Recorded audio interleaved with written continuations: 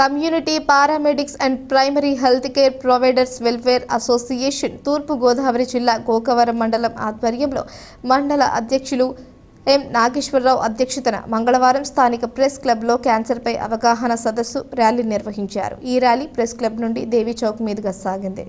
ఈ ర్యాలీని అసోసియేషన్ రాష్ట్ర అధ్యక్షులు దోరాటి ప్రభాకర్ రావు జెండా ఊపి ప్రారంభించి మాట్లాడుతూ క్యాన్సర్పై ప్రజలకు అవగాహన కల్పించుటకు రాష్ట్ర స్థాయిలో అవగాహన కార్యక్రమాలు నిర్వహిస్తున్నామని అన్నారు. ప్రతి మండలంలో పీఎంపీ సభ్యులు క్యాన్సర్ నియంత్రణకు కృషి చేయాలని కోరారు. రాజమండ్రికి చెందిన డెల్టా హాస్పిటల్ క్యాన్సర్ వైద్య నిపుణులు doctor Sumanth, doctor K Nageswararao association రాష్ట్ర ప్రధాన కార్యదర్శి విబిటి రాజు మాట్లాడుతూ నేటి సమాజంలో జీవన శైలిలో మార్పులు, పర్యావరణ కాలుష్యం, మద్యపానం, ధూమపానం వంటి అలవాట్ల వల్ల ఎక్కువగా క్యాన్సర్కు గురవుతున్నారని, క్యాన్సర్ను తొలి దశలో గుర్తిస్తే చికిత్స సులభమవుతుందన్నారు. డాక్టర్ కె నాగేశ్వరరావు మాట్లాడుతూ ప్రజలతో మమేకమై ఉండే గ్రామీణ వైద్యులు ఎప్పటికప్పుడు నూతన వైద్య విధానాలపై అవగాహన కలిగి ప్రజలకు మేలైన వైద్య సేవలందించాలని సూచించారు. జిల్లా అధ్యక్షులు బళ్ళ శ్రీనివాసరావు, జిల్లా కార్యదర్శి పి దేవానందం, పి చిన్ని తదితరులు పాల్గొన్నారు. Community paramedics and primary health care providers welfare association ఆధ్వర్యంలో గోకవరం మండల యూనిట్ ఆధ్వర్యంలో ఈ రోజున క్యాన్సర్పై అవగాహన కార్యక్రమాన్ని నిర్వహించడం అనేది జరిగింది. ఎందుకంటే క్యాన్సర్ ఈ రోజున మన ఆంధ్ర రాష్ట్రంలో సంవత్సరానికి 70 నుంచి 90 వేల మందికి క్యాన్సర్ సోకుతుంటే సంవత్సరానికి 50 వేల మంది క్యాన్సర్తో చనిపోతున్నారు. ఇది సాధారణమైనటువంటి విషయం కాదు.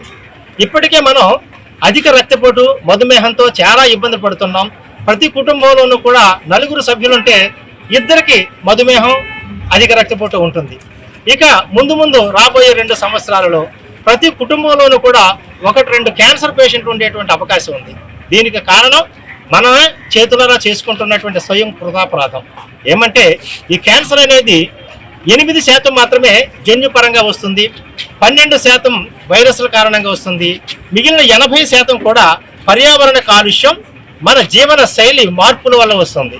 మన జీవన శైలిని ఇప్పటికైనా మార్చుకోవాలి. ఆహార పదార్థాలు మంచి తీసుకోవాలి.